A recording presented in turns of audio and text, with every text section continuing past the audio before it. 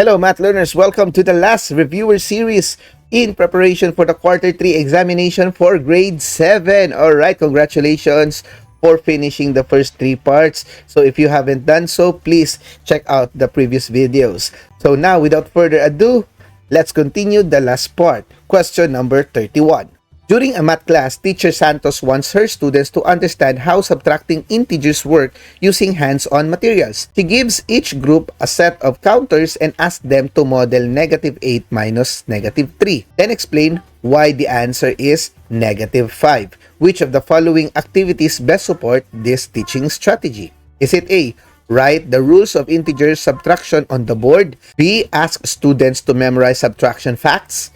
C, solve subtraction problems directly using numerals only? Or D, provide counters, let students model -8 minus -3 and explain why the answer is -5. I'll give you 5 seconds to think about your answer.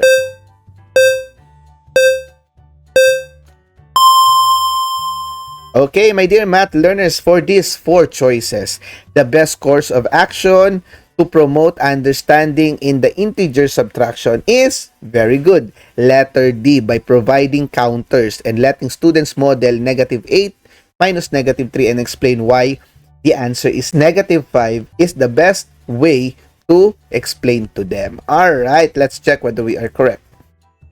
Okay, easy, right? Now, let us go to question number 32. Pedro is practicing for a school game that involves moving along a straight path marked like a number line. Each step backward is represented as -3 meters. To review his movement, he looks back at -4 steps, meaning he traces 4 steps into the past. To find his total movement, he multiplies the integers -3 and -4. Which statement correctly describes the rule for multiplying integers in this situation? Is it A, a positive times a positive equals a negative? B, a negative times a negative equals positive? C, a positive times a negative equals positive?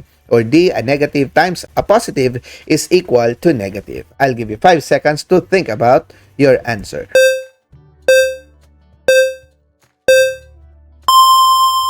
Okay, my dear math learners, this question is very easy. Why? Because it is already given here, negative times negative. So therefore, you just find negative times negative here, and that is letter B. Alright, so let's check. Easy, very easy. Now let us go to question number 33. The temperature in Baguio dropped by -15 degrees over 5 hours. What was the average change in temperature per hour? All right. Is it A, -75 degrees Celsius, B, +3 degrees Celsius, C, -3 degrees Celsius, or D, +75 degrees Celsius? I'll give you 5 seconds to think about your answer.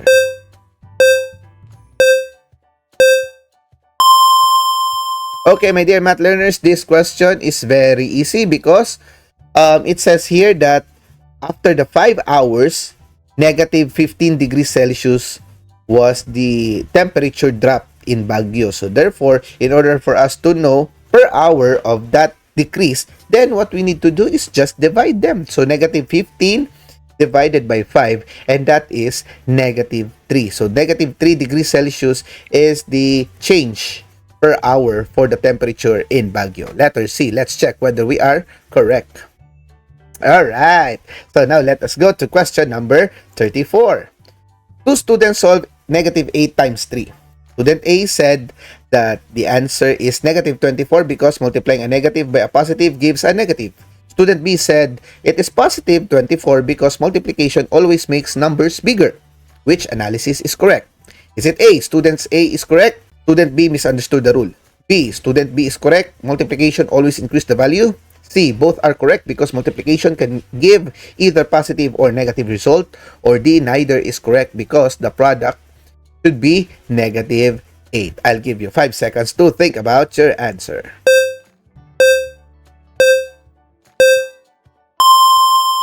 Okay, my dear math learners, technically, if you have already known the rule in multiplying integers, negative times a positive will result to a negative value. Okay, so therefore, the correct answer among the 2 students here is student A. Alright, so therefore, the correct answer is letter A.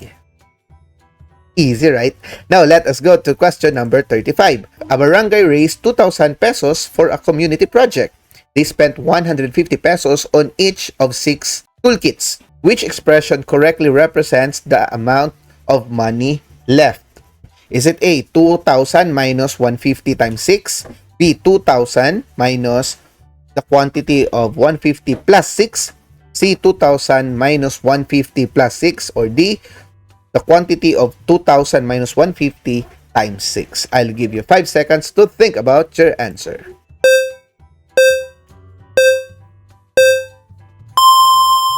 Okay, my dear math learners. So if we try to analyze the situation here, 150 is spent on each 6 toolkits. So therefore, 150 for 6 toolkits, that would be 150 times 6. Okay, so which among here is multiplying 150 to 6? And that is letter A. Alright, let's check. Okay, my dear math learners. So now, let us go to question number 36. A sports club is planning a tournament. The total cost in pesos of organizing the tournament is calculated using the expression 30 divided by 5 halves plus the quantity 9 minus 6 minus negative 4. What is the total cost of organizing the tournament? Is it A, 7, B, 19, C, 15, or D, 23? I'll give you 5 seconds to think about your answer.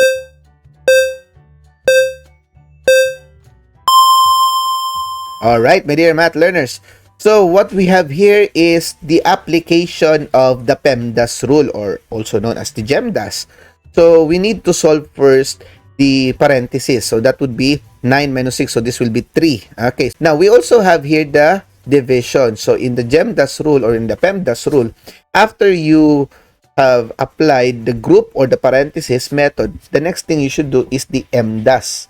Since there are no multiplication here, the next is the division. So we have here 30 divided by 5 halves. And if we divide 30 by 5 halves, you will be applying the keep, flip, and then change. So that would be getting the reciprocal of this one. So that would be 30 times 2/5. Okay, so 30 times 2, that would be 60. 60 divided by 5. Okay, I hope that is clear to you. So that would be 12.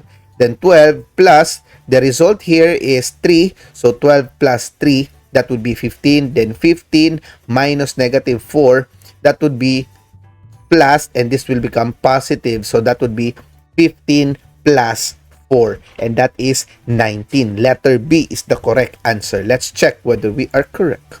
Alright.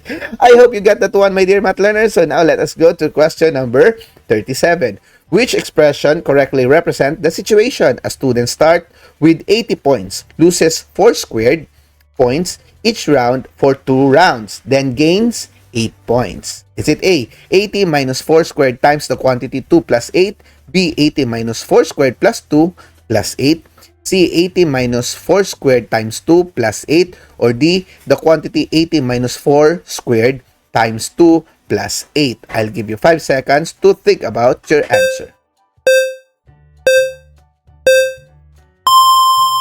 Alright, my dear math learners. So, first, let's analyze. Okay, so it started with 80 points. So, 80 points. But it says here, loses 4 squared points each round for 2 rounds. So, each round for 2 rounds, that would mean that in each round, 4 squared is being lost. So, meaning, you should multiply first 4 squared to 2. Okay, so multiplying 4 squared to 2, that would be this one. Okay, letter C. And then you added by 8 again. Okay, so the correct representation is letter C.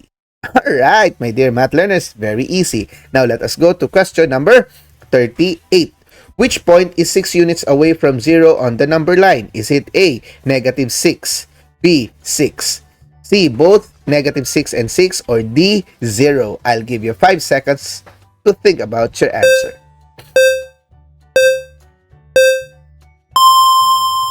Alright, my dear math learners, since it says here 6 units away from 0 on the number line, it doesn't says 6 units to the right or to the left. It doesn't say 6 units above or below. So therefore, we will be assuming that it is talking either of the two. So it could be negative 6 and positive 6. Letter C is the correct answer.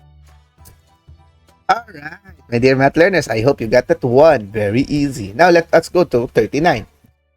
A diver descends 9 meters below sea level. That would be negative 9 meters.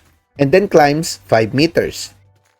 What is the diver's distance from the sea level now? Is it A, 14, B, negative 14, C, 4, or D, negative 4 meters? I'll give you 5 seconds to think about your answer.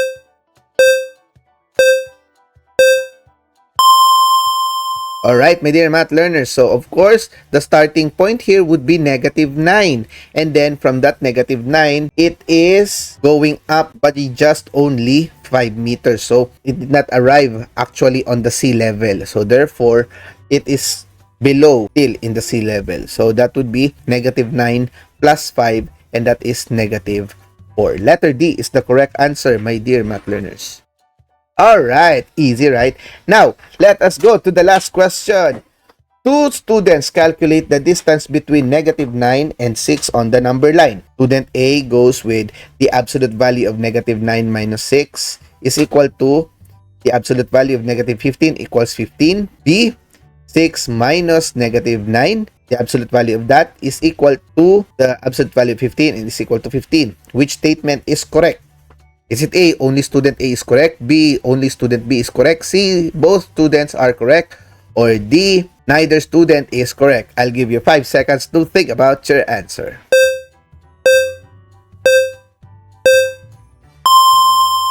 Okay, my dear math learners, if you are using the number line, you are in the negative 9. So that is in the left side of the 0. And if you are in the 6, that is at the right side of 0. So therefore, the distance between that is 9 units in the left and then 6 units at the right. So 9 plus 6, that would be 15.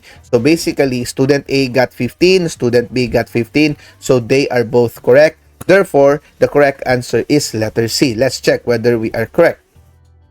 Alright, my dear math learners. So congratulations for finishing the whole reviewer series for quarter 3 of the examination, my dear math learners. If you find this very helpful to your fellow friends, classmates, and schoolmates, and also to you, please click that subscribe button so we can help more students like you. This has been your educator, math teacher Ash. And always remember, it is fun to learn mathematics if we are together learning. Thank you so much. God bless and keep safe always.